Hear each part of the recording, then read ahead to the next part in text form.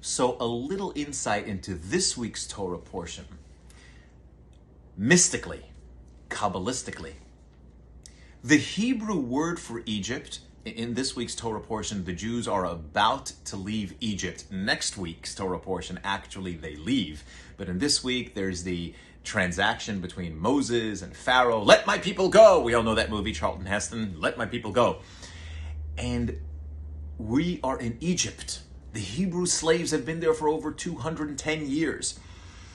The Hebrew word for exile, for Egypt, is Mitzrayim. Mitzrayim! It actually comes from the Hebrew word Meitzorim. What does that word mean? Boundaries, limitations. The Jews, the Hebrew slaves, have been in Mitzrayim, in the limitations, in the boundaries. Get this. The Torah, when mentioning a geographical location, is not only referring to a physical place, but a spiritual element to that as well, a spiritual place as well. In this case, exile.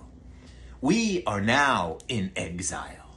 We are now in a Egypt. We are now in a Mitzrayim. Every person has their own Mitzrayim. Every soul, every person has their own limitations and boundaries. For some, it might be that they are so limited or in jail or in exile to their physical desires. Material lusts and desires are everywhere. It's everywhere. We all are guilty of that. For another, it'll be, maybe their reserved intellect.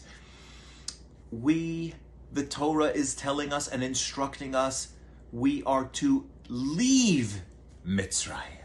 We are to leave our Egypt.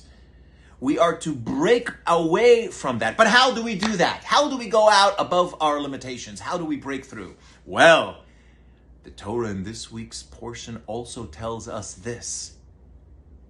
I have appeared, says God, to Abraham, Isaac, and Jacob.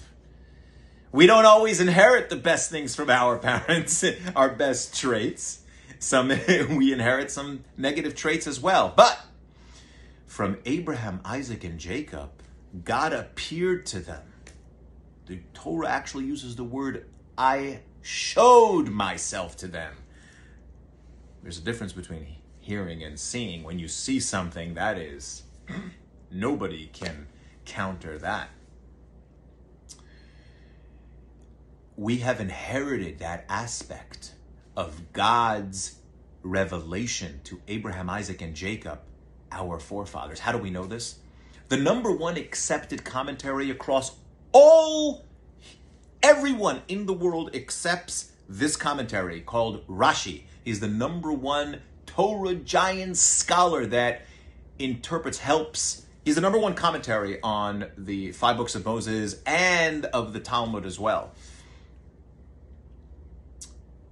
He gives explanation and says that when the Torah says that God appeared to Abraham, Isaac, and Jacob, his explanation on Abraham, Isaac, and Jacob is, those are your forefathers. Those are our forefathers. Our forefathers. That's superfluous. We know that they're our forefathers. Rashi is explaining to us that God did not reveal or show himself, re'iyah, sight, did not reveal himself to them because they were Abraham, Isaac, and Jacob, completely holy individuals, but rather because they were our forefathers. They were our forefathers, and he showed himself to them. God showed himself to them because we would inevitably inherit that concept of being able to see God. Our relationship is with seeing God. It's not just about hearing God. It's inside everyone's soul. We just have to reveal it. We just have to redeem it. We just have to leave our Mitzrayim, leave our Egypt. Go out of your comfort zone, your limitations. So this new year, take one thing and break through that comfort zone, break through, take on a new resolution. It's already in you. You already have it. You just need to work on it a teeny bit. Happy New Year.